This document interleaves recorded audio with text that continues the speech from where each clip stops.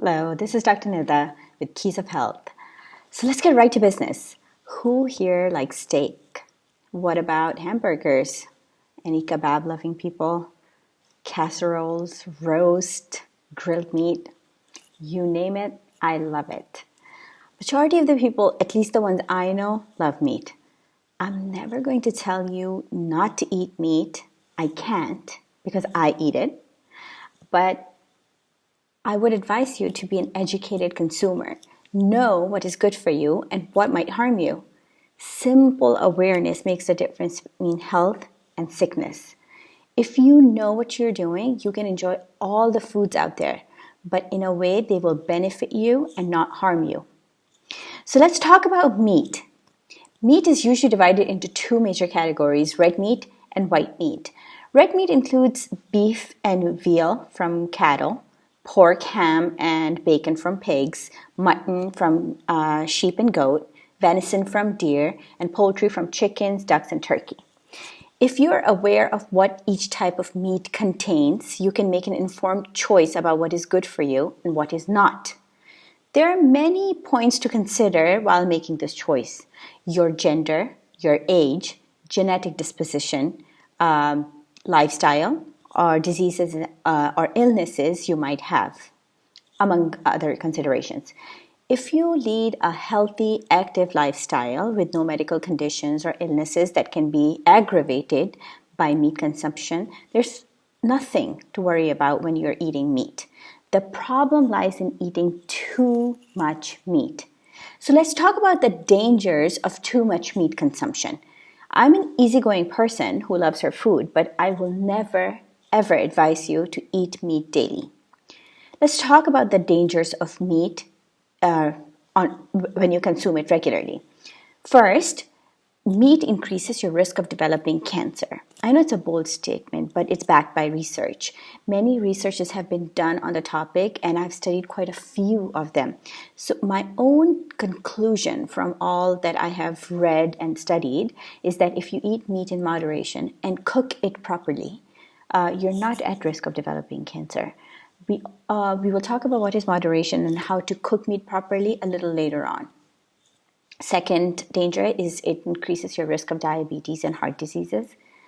Third, regular consumption of meat makes it very hard for you to maintain a healthy body weight. Meat carries the highest risk of foodborne illnesses such as food poisoning, E. coli, and salmonella. Some studies have suggested that too much meat consumption may cause erectile dysfunction in men. Most meat has hormones in it, especially chicken, beef, and pork. Some are naturally occurring hormones, while other hormones are those that are fed to the animals to make them grow at an unnaturally fast pace. When we consume meat, we eat those hormones as well. Eating too much meat may make you resistant to antibiotics. Factory farms, which is where most of our meat is raised, are breeding ground for germs. In order to protect the animals from these germs, they're fed unhealthy amounts of antibiotics, very, very high doses. When we consume the meat, we get these antibiotics in our system, and it's a simple food chain effect, and we become resistant to antibiotics. Eating meat may make you vulnerable to developing psychological problems such as anxiety and stress. Have you heard of the term "you are what you eat"? It has many dimensions. The animals that are in the farm factories are terrible places for animals. The animals that are there are cooped up in small cages or pens with hardly any walking space. They're treated inhumanely, fed unnatural diet, and overfed to force them to put on as much weight as quickly as possible. These animals live under stress, terror, and anxiety. When we consume their meat, we are vulnerable to absorbing these traits along with the nutrients that we get from these animals. This is why, whenever possible, choose organic and free-range animals and animal products.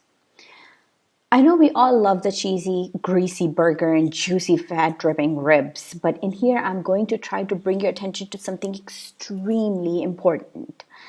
What is good and healthy for you, and what can cause substantial harm to your health?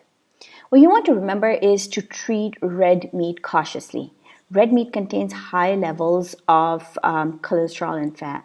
If you eat it regularly, over time it can lead to heart diseases, blood pressure, stroke, and even cancer. But I want you to know that not all red meat is the same. Pork is different than beef, beef is different than veal, veal is different than lamb, lamb is different than goat, and so on and so forth.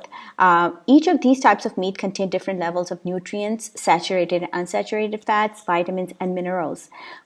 Pork contains the highest level of saturated fats among all the red meat and is therefore the most harmful to your health. In this hierarchy of red meat, goat meat can be considered the healthiest option. So whenever possible, choose the goat meat. I don't want to bore you with a lot of facts and data. You can find a detailed article comparing health benefits of different kinds of meat, what they contain, and how much is safe to consume, all on my website at www.keysofhealth.com. I'll provide the link to the article below. But I want you to remember is moderation is the key. As I've discussed in almost all my other sessions, moderation is subjective and differs according to the age, gender, geographical location, lifestyle, and the health of the person. In my opinion, no one should consume red meat more than twice a week. Twice a week is already too much. White meat is different though. It can be eaten daily, but in very small quantities. Just to give you a rough idea, a person weighing 150 pounds would need about 98 grams of protein a day. This protein can be obtained from any source, not just meat, and not certainly only red meat. So you don't have to consume meat daily. Eating healthy doesn't have to be boring and tasteless.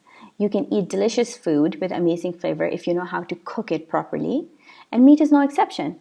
Some of the healthiest ways to eat meat is grilling, roasting, baking, broiling, steaming, press cooking, slow cooking, and soups. Just by making adjustments to the pots and pans you're using, you can also make your meat healthier. For example, instead of using a regular frying pan, a flat pan, use a grill pan with deep ridges. All the extra unhealthy fat will be collected in the ridges and your meal is going to be much lighter and healthier. As amazing and satisfying as deep fried and barbecue meat is, it is not exactly a healthy option. I'm not saying never have it, but make it once every 6 months thing, not a regular. And make sure to detox after. And while we are at it, avoid marinades and sauces that are high in sodium and sugar. Making these tiny adjustments can have a huge impact on your health. There are some conditions like gout, which can be aggravated by eating meat. If you listen to my session on gout, I will show you how you can enjoy your meat without aggravating your condition and without having to suffer from gout ever again. So let's wrap this up in an easy format, okay? Keys of health lie in gaining knowledge. Buy organic, free-range, and hormone-free meat. Get the right cut. Cook it the healthiest way. Eat small quantities. Avoid eating meat daily and lead a healthy lifestyle. There is no reason why you can't enjoy your meat and avoid its harmful effects. As always, be your best self and take care. Don't forget to like, subscribe, and share the video. Until next time.